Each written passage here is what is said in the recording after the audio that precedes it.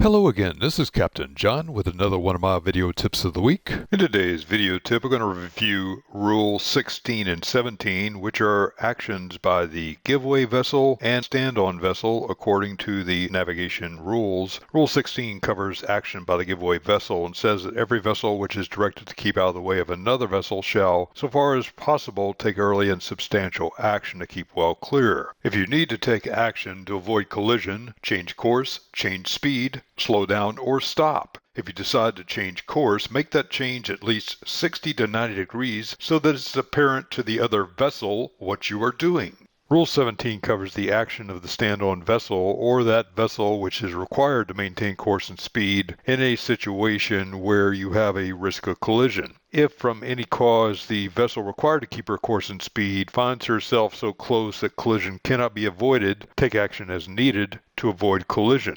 Now you know how Rule 16 and 17 govern the action of the giveaway vessel and stand-on vessel when you have a risk of collision. You can review more about situations of vessels and risk of collision. Use the links below this video. This is Captain John, and this has been another one of my video tips of the week. Find more sailing tips and techniques on www.skippertips.com.